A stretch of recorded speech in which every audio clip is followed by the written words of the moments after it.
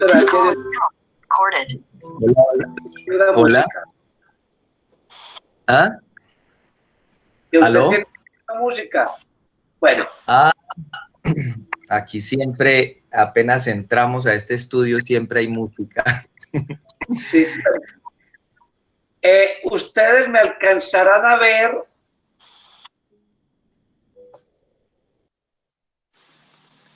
esto. Yo creo que sí. Sí, allá está. Y no hay interferencia de sonido porque tengo apagado allí. Listo.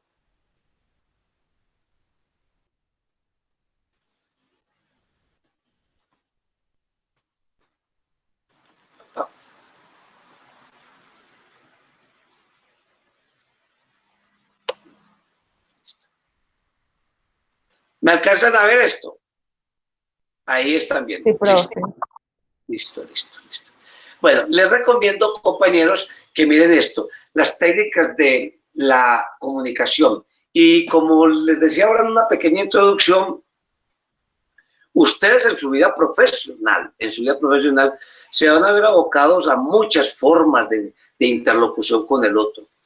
Quiero con esta clase solo una cosa, que ustedes no confundan un modelo, una técnica, una metodología con la otra. Entonces, les voy a preguntar, oigan, muchachas, ¿a quién le pregunto de ustedes?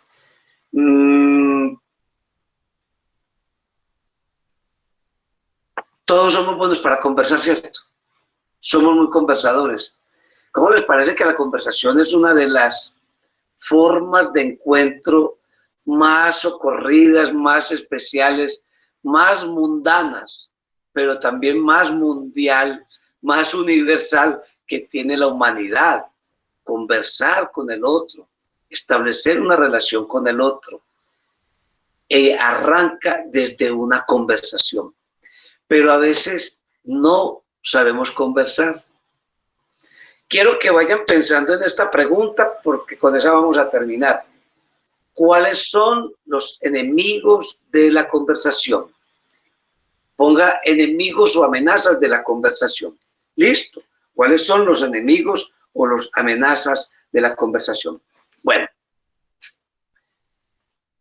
para matizar unas palabras, quiero compartirles, y para matizar este tema de las distintas formas de oralidad en público, quiero compartirles la siguiente lectura. Esta lectura es de un filósofo norteamericano que es Lin Yutang. Lin Yutang, ahí lo van viendo, ¿lo ven? Bueno, Lin Yutang es un filósofo chino, pero con mucho desarrollo en Norteamérica. Bueno, estuve en la Universidad de Leipzig, creo que fue Harvard también, donde estuvo estudiando. Y una lumbrera, Lin Yutang, se lo recomiendo si quieren sabiduría y disfrute. Él tiene un texto acá en este libro que se llama La importancia de vivir, donde habla, bueno, de la vida, habla de la vida. Hablar, por ejemplo, un filósofo de un capítulo que se llama de eso de fumar. ¿Cómo eso de fumar? O eso de tenderse en la cama. O eso de salir a disfrutar los olores. O el celibato, esa rareza de la civilización, dice él.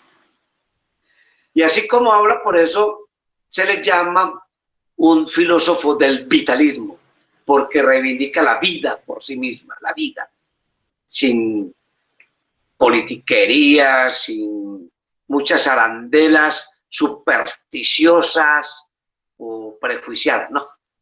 Entonces vamos a entrar en materia. Dice así, de la conversación. Hablar contigo durante una noche es mejor que estudiar libros durante 10 años. Fue el comentario de un viejo estudioso chino después de tener una conversación con un amigo.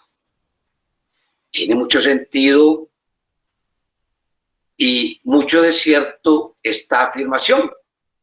Y hoy la frase, una noche de charla, ha llegado a ser expresión corriente para referirse a una feliz conversación con un amigo de noche, ya sea en el pasado o en el porvenir.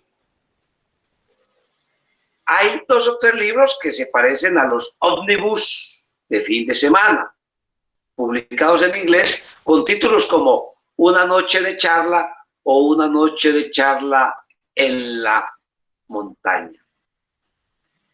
Un placer tan supremo como el de una conversación perfecta con un amigo de noche es necesariamente raro, porque como lo ha señalado Li Wen, los que son sabios raramente saben hablar, y los que saben hablar y los que hablan raramente son sabios.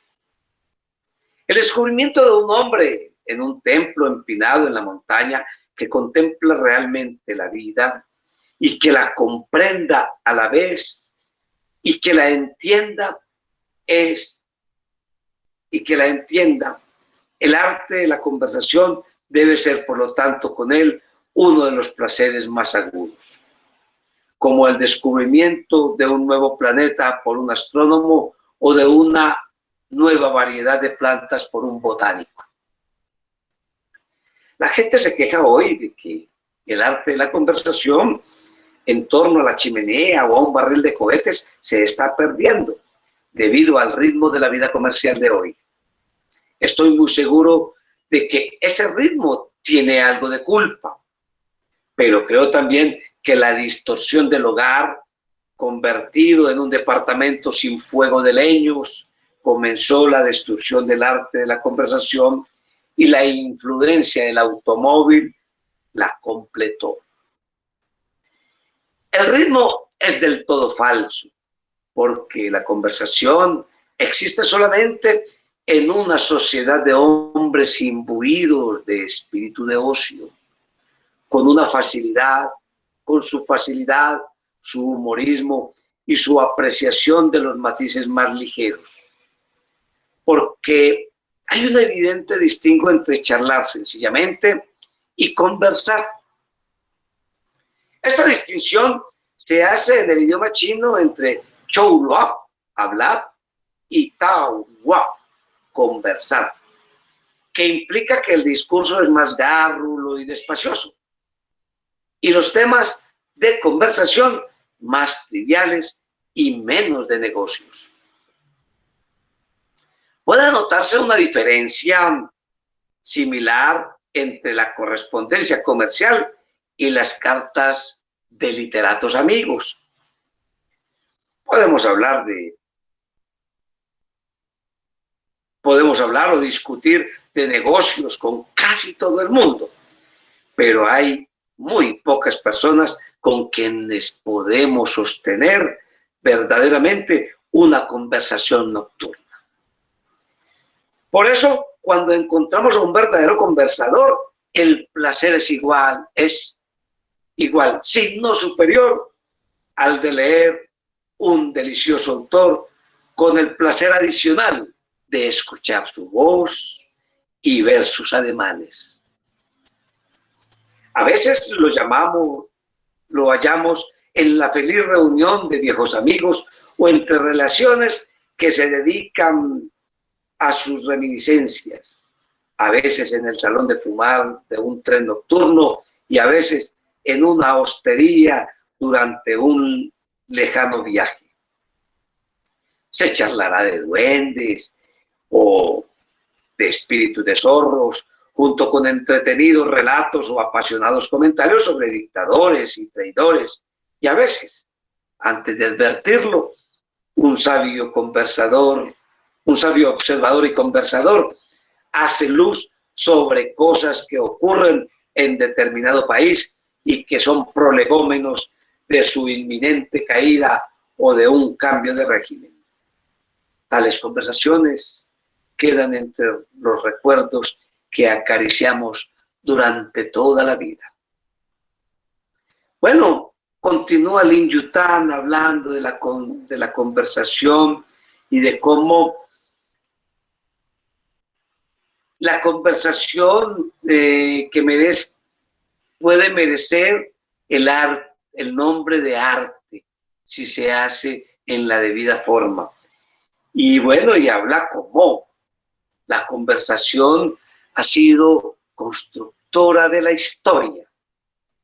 Tiene una anécdota de un monarca chino que tenía por práctica periódicamente llamar a todos los sabios del país. Y el país estaba dividido en comarcas. Un país como China ha sido inmensamente grande siempre. Y invitaba a los sabios, a los artistas, a los pensadores. Es decir, era un hombre que sabía valorar quién estaba pensando, quién estaba sacándole jugo a este maravilloso milagro que tenemos del razonamiento. Los invitaba a su palacio, los hacía traer, les pagaba todos los viáticos, como se diría hoy en día, les daba todas las mejores viandas en su palacio, les brindaba protección en sus viajes, porque en la época de los mongoles, pues ustedes se imaginan, los asediaban esos pueblos permanentemente, los mongoles con Genghis Khan, por ejemplo. ¿Y a qué se dedicaban estos hombres? Entonces se reunían por miles, eran miles. Lo que hoy en día estaría lejos de pensarse que a un monarca, un rico, haga eso.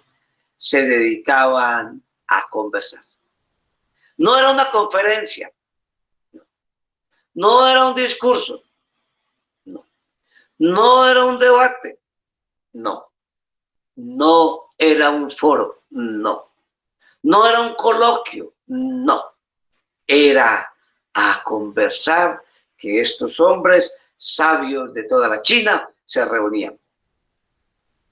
Y es ahí que lo que se ha logrado con esto es que maravillosos libros salieron, libros de sabiduría, libros que no tienen ni autor conocido. Pueden tener el nombre de un autor y todavía se pone como en duda que ese sea el autor único. ¿Cómo sucede con un libro que se llama Kalila y Dimna, que quisiera que ustedes lo leyeran? Ojalá los más jóvenes lean el Kalila y Dimna. ¿De dónde nació libros como el Kalila y Dimna? Ya se los voy a poner ahí el nombre. Nació ese libro de la conversación de esos antiguos pueblos. En este caso de los pueblos persas. Pero Lin Yutang se refiere a los libros chinos, gracias a esa generosidad del monarca que los invitó. Bueno, hablamos de la conversación y vamos viendo aquí esta presentación que tienen al frente.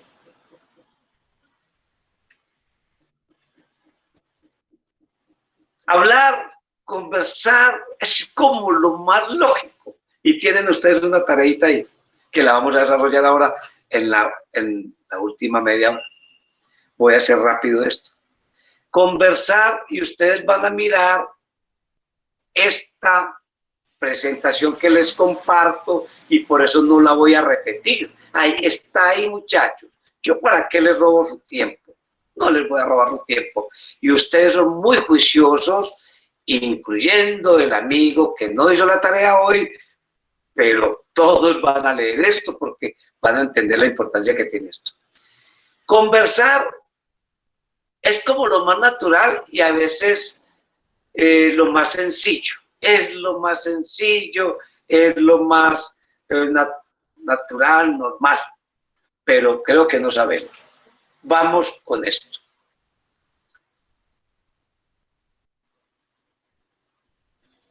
Aquí están las barreras de la comunicación, estos problemas, aprendamos a escuchar, ¿sí? Bueno, conversar. La conversación no es un rumor, porque el rumor es de uno solo. Y ojo que el rumor es un medio de comunicación. Es más, Yo he dicho que el chisme, como el rumor, llámese chisme, llámese como quiera, es un medio de comunicación, es masivo, es democrático, es más, lo utilizan los políticos y distorsionan la realidad. Pero hay pueblos donde los chismes tienen otro carácter menos dañino. Puede ser hasta un poco jocoso, pero el chisme es un rumor. Y dice que significa un escape a las tensiones emocionales del ser humano. Hay alguien que dice, hombre, yo por un chisme me hago matar. Por eso, porque el chisme tiene ese morbo que no es el del político, ojalá, pero tiene un gusto. Y ustedes se acuerdan de los pueblos, las historias de los pueblos. Inventan chismes raros, chismes hasta lo que se dice anodinos, es decir, no hacen daño a nadie, no le hacen daño a nadie, pero se convierten en un modo de comunicación masiva. Bueno, clases de rumores, miren que hay optimistas, pesimistas, maliciosos, ¿sí? Bueno, el rumor, ustedes lo van a estudiar, lo van a hacer mejor que lo que podamos hablar aquí. La charla, listo. La charla no es una conversación, porque la charla es una reunión de personas donde un expositor proporciona la información y proporciona el diálogo con los demás. La conversación no es una charla. La conversación tampoco es una conferencia, donde hay alguien que sabe y nos transmite eso con técnicas. Es más, a veces llevan filminas, llevan exposiciones, llevan películas, ¿cierto? Para darnos un tema. Ojo, la conversación no es una conferencia. La conversación tampoco es un discurso. Un discurso o disertación es un formato de ensayo. Tiene la metodología del ensayo, porque tiene una introducción, un cuerpo y una conclusión. ¿Qué concluye el discurso? Algo que el orador quiere, que desea. En el camino, él utiliza los argumentos, en el desarrollo del discurso, unos argumentos, para convencernos. Es decir, para proporcionar los elementos de juicio de manera tal que con nuestro razonamiento esté con él, nos convence. Es decir, su razonamiento nos va metiendo a nosotros eso en la cabeza, digámoslo así. Pero ¿saben qué? También nos persuade, es decir, nos convence y nos persuade. ¿Qué es que nos persuade? Nos persuade significa que nos mueve la voluntad hacia donde él quiere. De tal suerte que un orador, un discurso, y eso lo vemos en otra clase, se diferencia por el motivo que tiene, el objeto que persigue el orador. ¿Qué persigue un orador sacro? Como cuando Víctor era un hombre de Biblia en mano. El orador sacro en su discurso, en su homilía, la homilética, pueden apuntar ahí. Homilética se llama el discurso del orador sacro o eclesial, o eclesiástico, o religioso, es lo mismo. ¿Qué busca? Si alguien de ustedes me puede decir el orador sacro.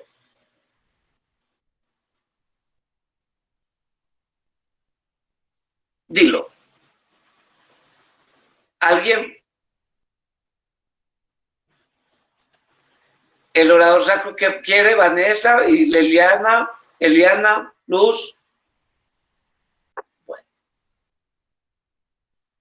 El orador sacro pretende que usted, como es la religión, mantenga la doctrina de esa iglesia, que no se salga de los caminos de la bienandanza, ¿cierto? Y que mantenga la moral de la iglesia. Eso quiere el orador sacro. ¿Qué quiere el orador político en su discurso político? Pues que usted vote por él. Entonces, primero, le agrada con su palabra, con su presencia, le da unos argumentos y usted queda no solo convencido, sino que usted queda comprometido a votar por él. O sea que le agrada, lo convence y ¿qué más?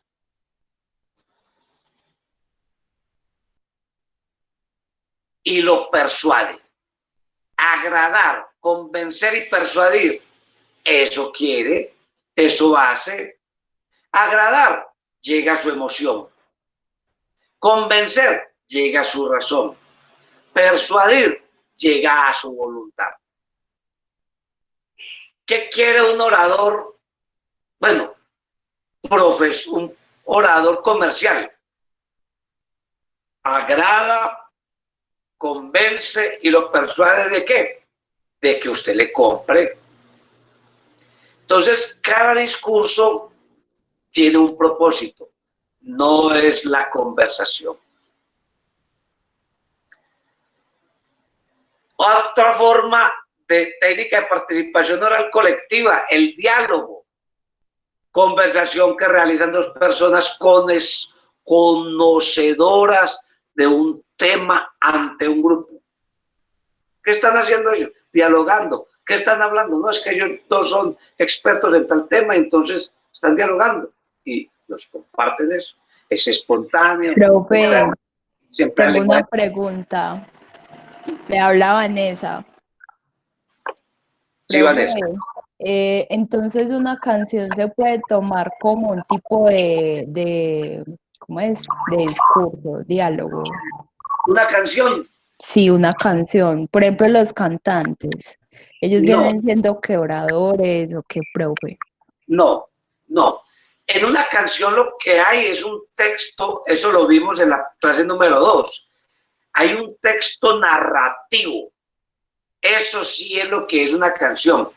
Pero como forma de comunicación en público, no. El artista, todo artista, está comunicando. Pero como mire que no es comunicación directa, sino que el artista hizo su canción y la grabó y después pues la puso en la red o la llevó a un disco, porque todavía existen los discos, ¿cierto? Pero ahí no hay esa comunicación directa, que es lo que estamos hablando ahora, que es donde hay dos personas reunidas, que es a lo que yo me refiero, que ustedes siempre van a tener que someterse. ¿Van a estar en una entrevista? Claro, ahí estamos en la entrevista. ¿La entrevista es como una conversación? No.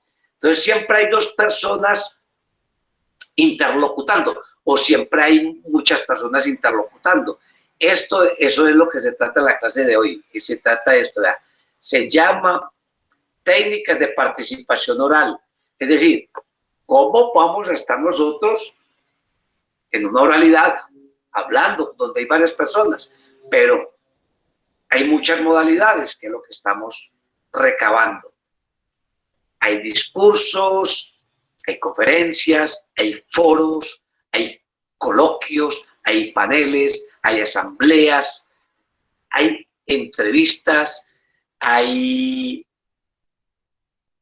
discusiones, hay debates. Todas esas formas son distintas. El debate es distinto a una conversación. En el debate, usted se encuentra con otro en una controversia de argumentos. Y usted en el debate se quiere aclarar algo. No, que sí sucede en el diálogo, o a veces en la discusión, en el diálogo. El diálogo es para ponernos de acuerdo en algo. Por eso el presidente una vez le dijo al movimiento sindical colombiano, no, vamos a charlar. Y el movimiento sindical colombiano le dijo, pues para charlo con los amigos. Es que cuando uno está charlando o conversando, no es para llegar a nada. ¿Cómo será de irresponsable el presidente colombiano que no dialoga con las personas? ¿Cuál es el diálogo? El diálogo es para ponerse de acuerdo. Eso es un formato que quizá él, en su ignorancia supina, no reconoce, pero cada forma tiene un propósito. El debate es acabar con el argumento del otro, con los argumentos. ¿Tiene que llegar a alguna conclusión? No. ¿Se tiene que poner de acuerdo? No. Pero lo que sí se tienen que hacer los debatientes es destruirse. Y hay muchas formas de debate. Hay varias formas. Muchas no. Hay varias formas. Por ejemplo, el debate Karl-Popper es una forma de debate muy socorrida. El debate estilo Naciones Unidas, muy socorrida. Pero el debate no llega a una conclusión. El diálogo sí. En el diálogo, si usted y yo vamos a dialogar, porque nos vamos a poner de acuerdo. Me acuerdo de eso del presidente porque me ejemplifica mucho esto. Dice, no, es que no vamos a dialogar, vamos a conversar. Miren que esa diferencia parece como tan sutil, es sustancial, es esencial. Hay que ponerse de acuerdo. Si es que siendo hombres de Estado, pues uno no se pone a charlar. No. La mesa redonda es muy distinto. La mesa redonda es distinto a conversar. Eso es. Aquí está la mesa redonda. El simposio. Ay, se nos olvidaba el simposio. El simposio es distinto a conversar. Claro que el simposio son expositores sobre diferentes aspectos, ¿cierto? De un mismo tema. El simposio es distinto, entonces. También es distinto el simposio al panel, que ya hemos hablado. En el panel hay expertos y no siempre se ponen de acuerdo, sino que se contradicen y hay un moderador. ¿Listo? Bueno. Y hay otra forma, como el foro, ya también lo vimos, y el Philips 66.